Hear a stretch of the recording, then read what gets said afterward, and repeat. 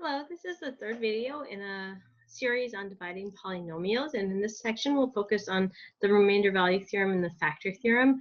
I'm going to assume that you know the mechanics of synthetic division and go through that pretty quick. So if you're still working on that, there's another video that you can take a look at. Okay?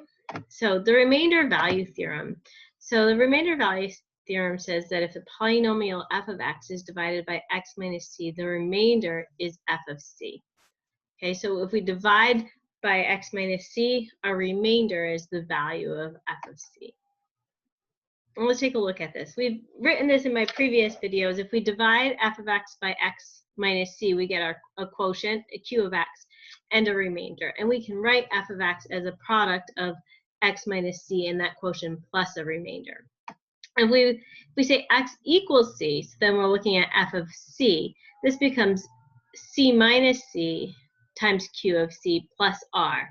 Well, c minus c is 0, so this first term goes away, and we're left with just f of c is equal to r. So that's the mathematical basis of why this works. So let's take a look at an example. We have what is f of 4 if f of x is 3x cubed plus 4x squared minus 5x plus 3.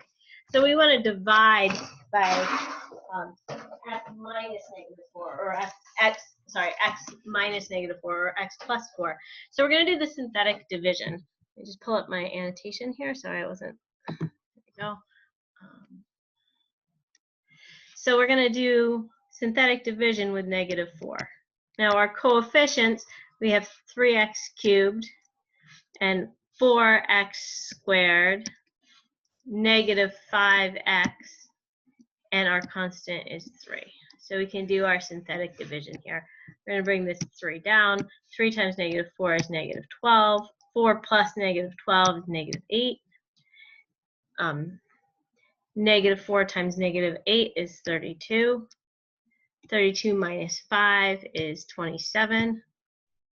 And 27 times negative 4 is negative 108. 3 plus negative 108 is negative 105. So this is our remainder. And the remainder value theorem says that f of negative 4 is the remainder when we divide by x minus negative 4. So this is negative 105.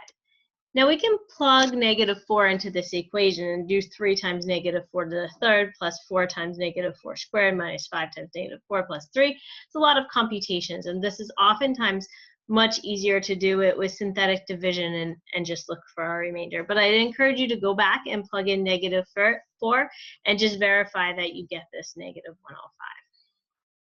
105. Okay. So if we look at the factor theorem says that f of x is a polynomial. If f of c is equal to 0, then x minus c is a factor of f of x. And if x minus c is a factor of f of x, then f of c is equal to 0. So we can combine this with the remainder value theorem, and we can do synthetic division to find our factors of x minus of f of x. And when we look at this, it starts to we can plug these things in. If f of c is 0, then our remainder is going to be 0. And when our remainder is 0, it just becomes f of x is equal to x minus c times our quotient. Okay, so we can use this in combination with synthetic division to find our factors and to fully factor a more complex polynomial equation. So let's take a look at this. The full equation f of x is given by 15x cubed plus 14x squared minus 3x minus 2. And they want us to solve this or find the zeros, given that x minus 1 is a 0. So the first thing that we want to do is we want to do synthetic division with the, sorry about that, with the 0 that we know. Annotate. Okay, so we're going to start out with doing synthetic. They told us that negative 1 is a 0. And if they hadn't told us this, we could do all of our possible zeros and plug them in. and find 1 and go from there. But they've given us this -1. So we can start with -1. Our coefficients are 15x cubed plus 14x squared minus 3 minus 2. Okay, so we do the synthetic division here. Again, our 15 comes down. 15 times -1 is -15. 14 plus -15 is -1. -1 times -1 is 1. -3 plus 1 is -2. And then -1 times -2 is 2. And -2 plus 2 is 0. So these here become our coefficients for our polynomial. So this becomes 15. We had x cubed, so we go to x squared. Then descending order, minus 1x minus 2. And we can write our f of x is equal to x minus -1, so x plus 1 times what we had here. Okay, and so now we have a quadratic equation which we have a lot of practice in factoring.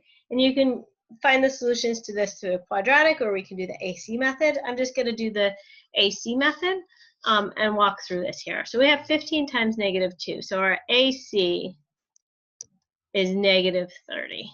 So now we have to find things that multiply to -30 and add to our -1. So that's 5 and -6. And we're going to rewrite